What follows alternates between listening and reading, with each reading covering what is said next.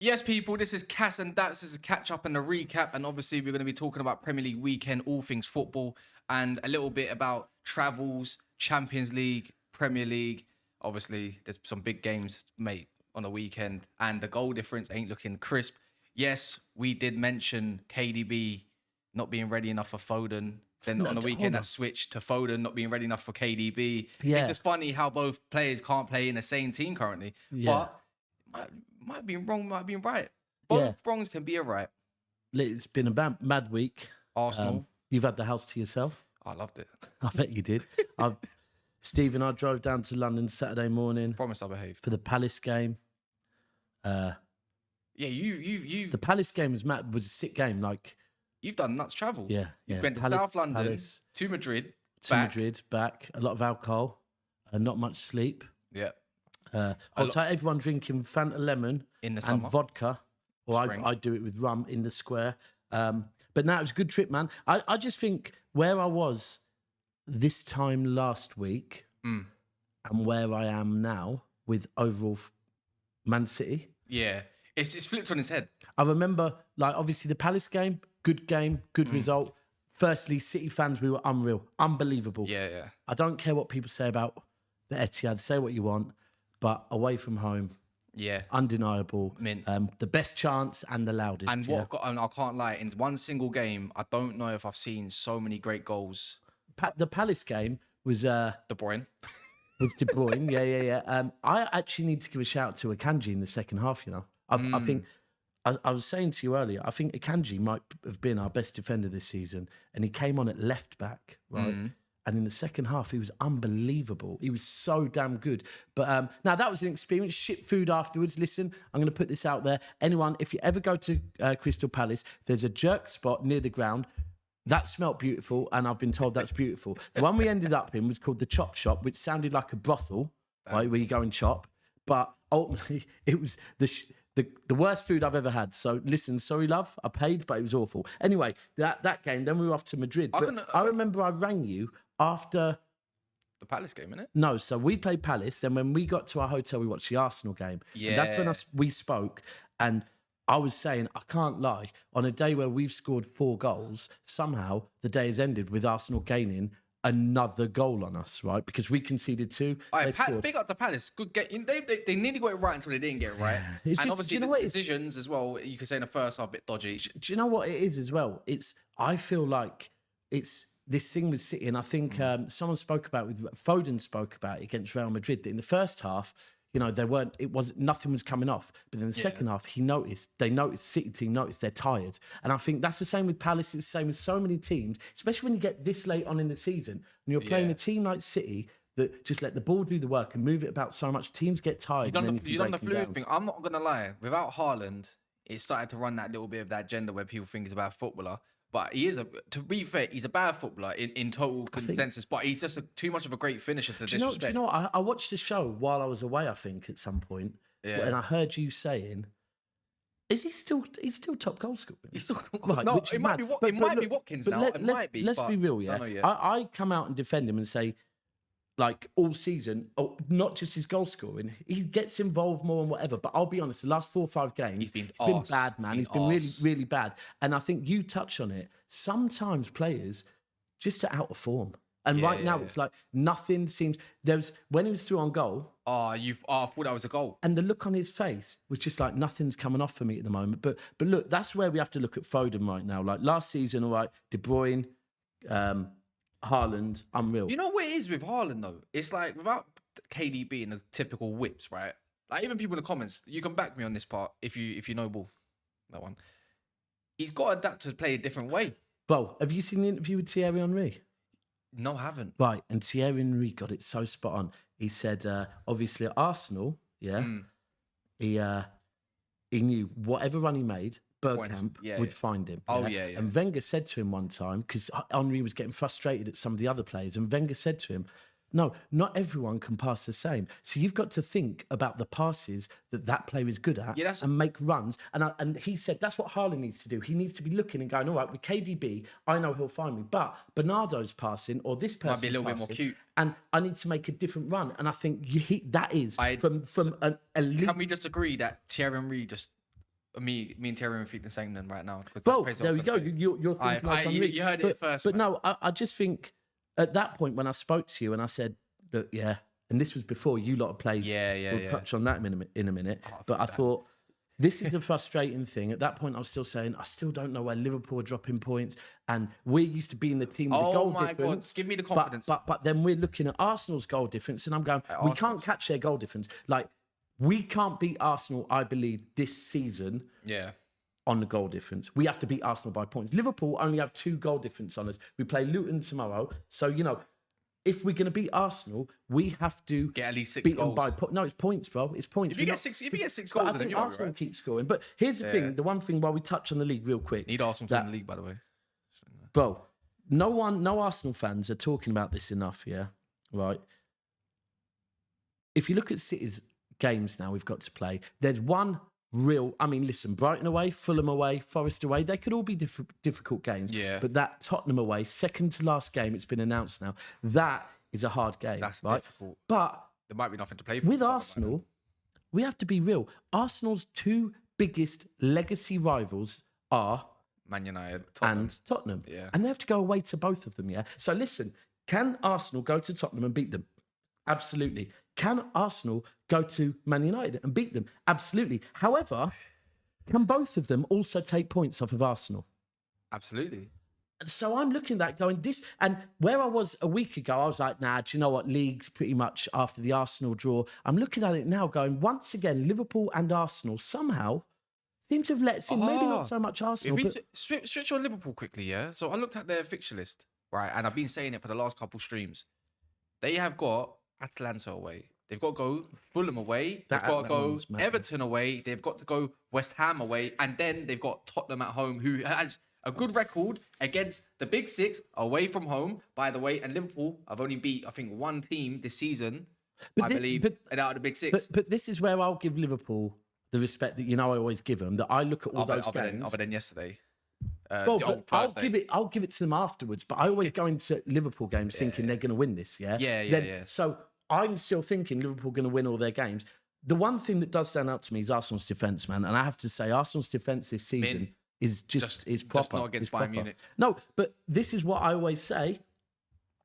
Think how many years it took us at City. We were winning leagues, doing trebles and domestic trebles, you know, 100 points, all of that, but still not getting over the line in Europe because we hadn't done it, yeah? And that's where when Arsenal fans were getting a bit carried away against Italy, I think Arsenal in the league, they know what they're doing now, right?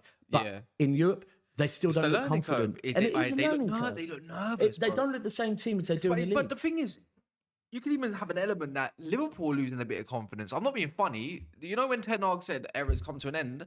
I mean, he's halfway there. I think he might have ended Klopp's. Started off with the FA Cup. Listen, then they dropped the points. You celebrate. Sorry, I'll spud you. When Liverpool went 1-0 up, didn't they?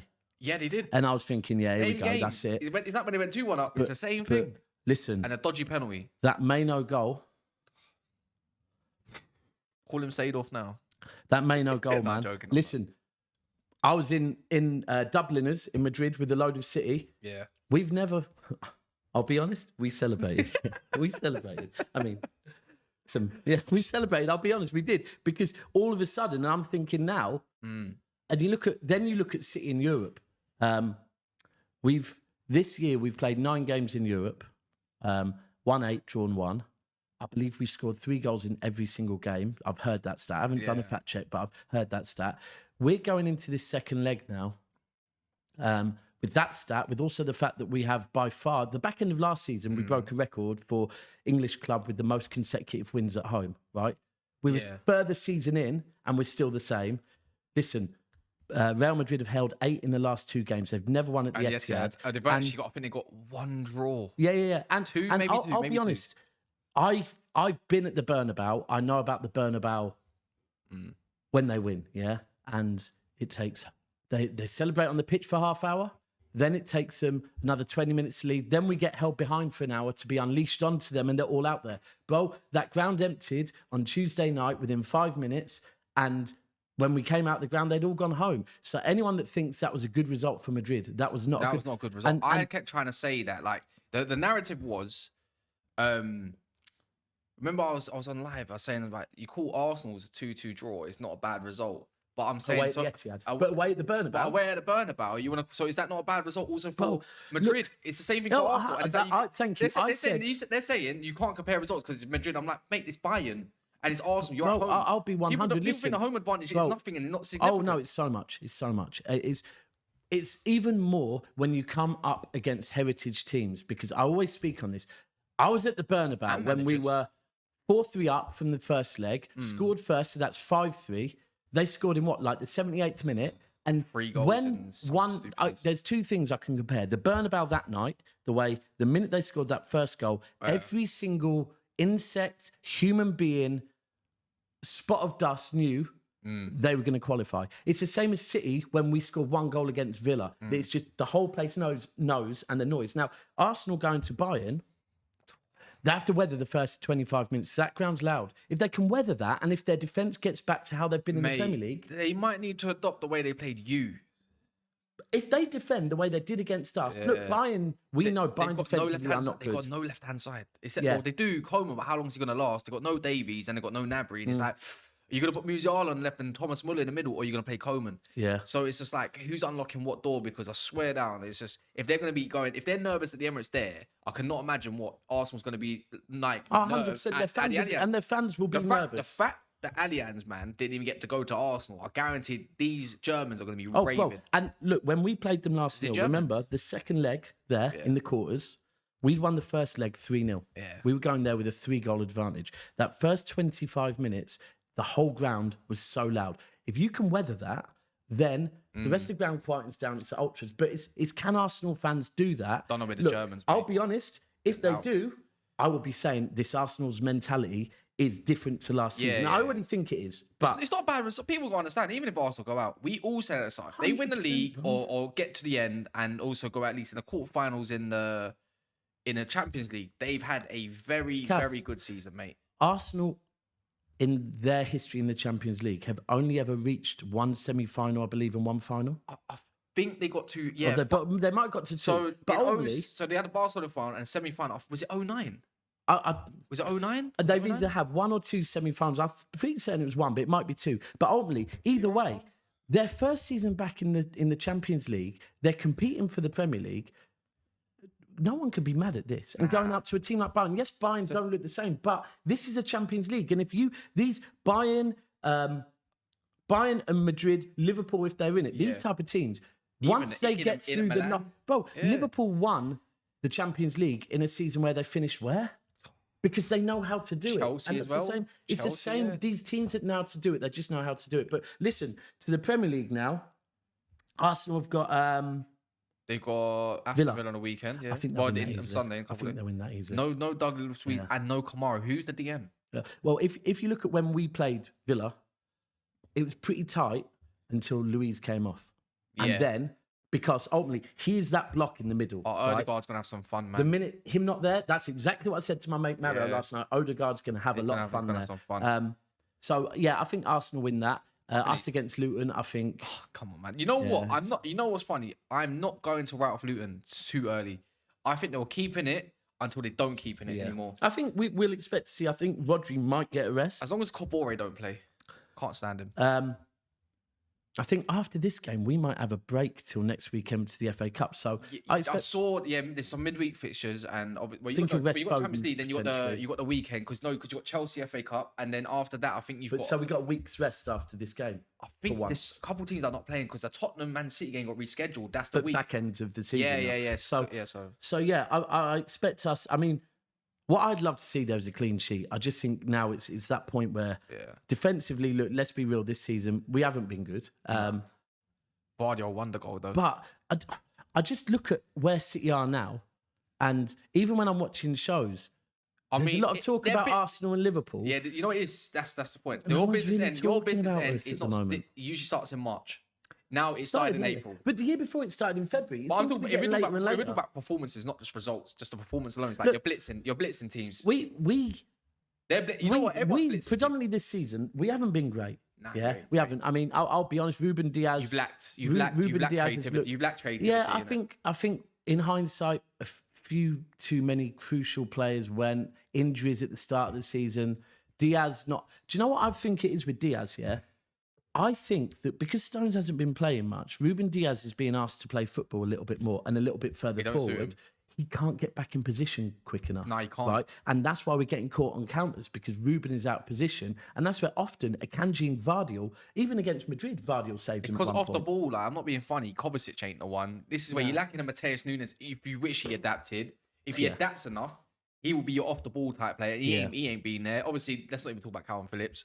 Anyone else is available there. You can't. If you not noticed, you press well, but sometimes your press has been beaten like Palace. And you see Rodri lacking. He's like Alvarez presses. Alvarez presses sensationally. Foden presses sensationally. Haaland's not a great presser. He needs to start making more selfless runs. Yeah, because he's not doing it enough. He's just waiting for the ball and then for him to do like a shoulder, like on a half turn, and then he's gone. Yeah, it's shit. Like, I think if we look at this, I think this is another thing Henry says. Henry's spot on with everything he said about Foden, and he said, you know, we've always all known Foden is a baller, and you know we've always expected it, but this season, he's the one that has grabbed the team and put it on his back. I would say so. Bro, for me at the moment, start of that second half, player of the season for me right now is him. Yeah, I think so. I'd have to look at. I think Rice has been very good. No, but I don't give a. You know what? You could give it any other way. Do you know what it is? Really, truly, Rice has been sick.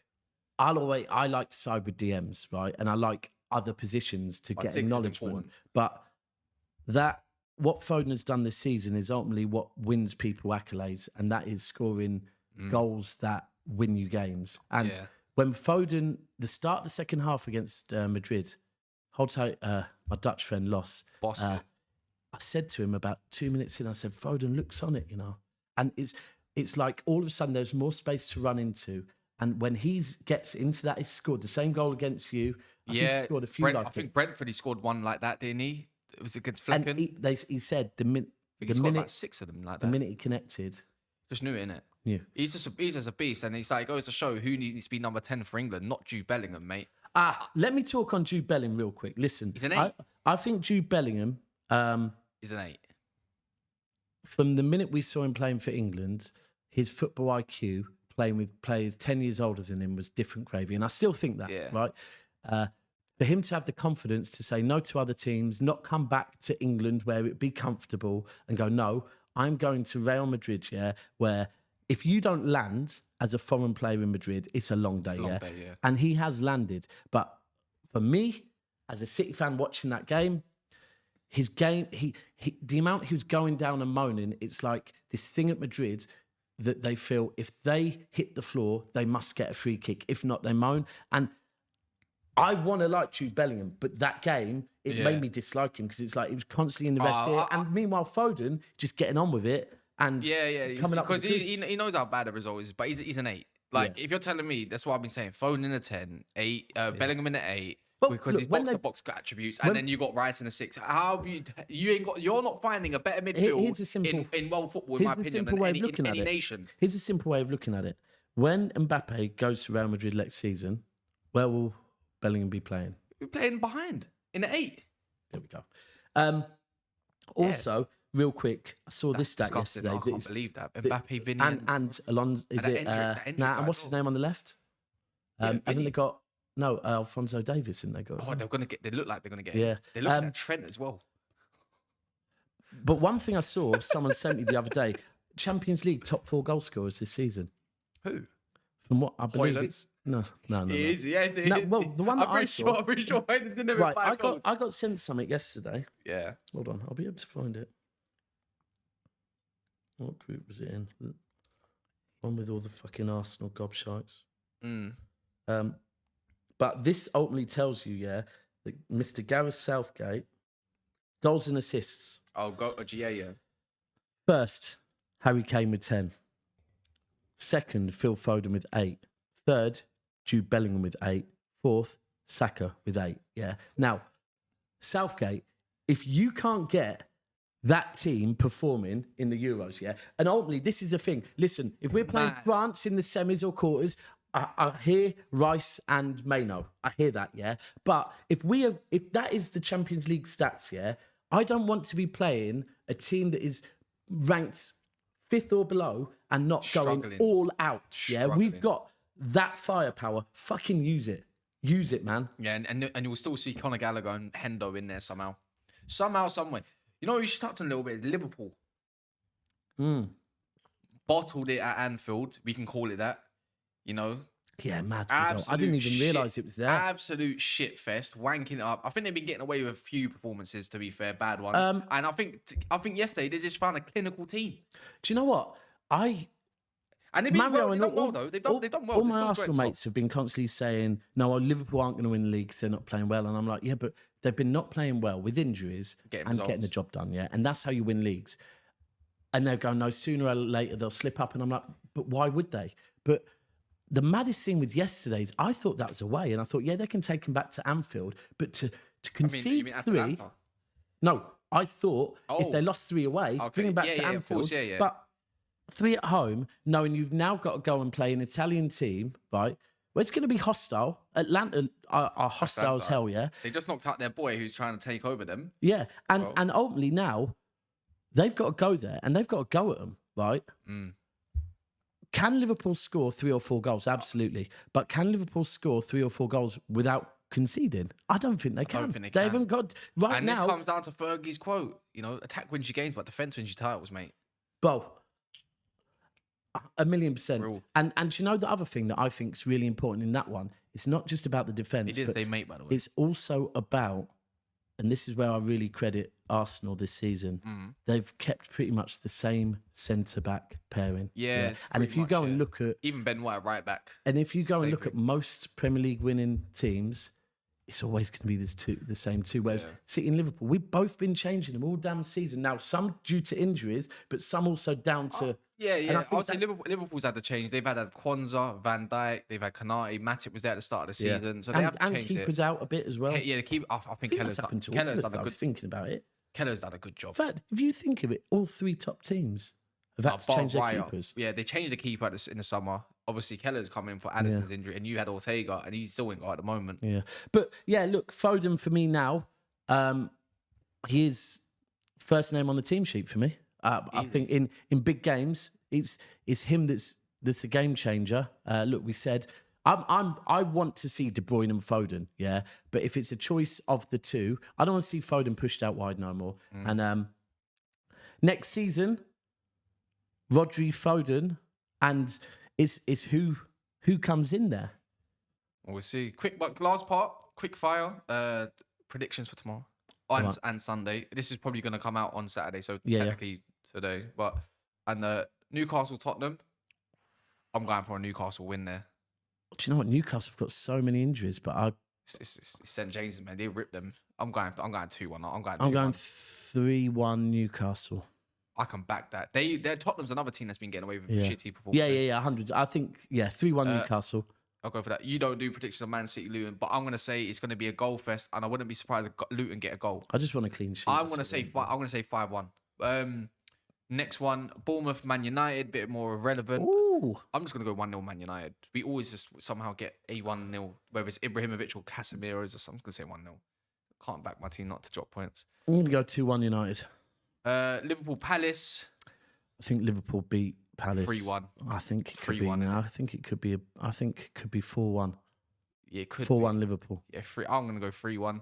Arsenal, Aston Villa.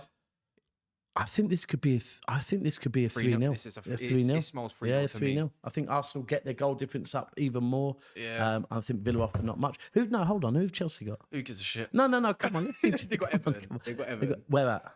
Chelsea. Oh, by the way, the Sassy's injured, and so is Enzo Fernandez.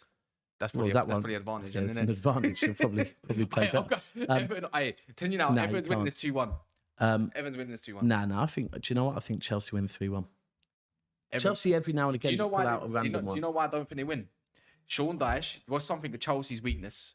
They don't like low blocks. Yeah. He's going to park the bus. Oh, he will. And he got no Disasi, 6'5", so their biggest defender. Who's playing on the back? Badiashile and who? Thiago Silva.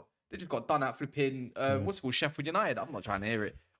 We will McBurney see. madness. We will see. We will see. But yeah, guys, make sure you smash the like button. Very important. And we'll be back for a recap for next week. So just tune into that one in a bit.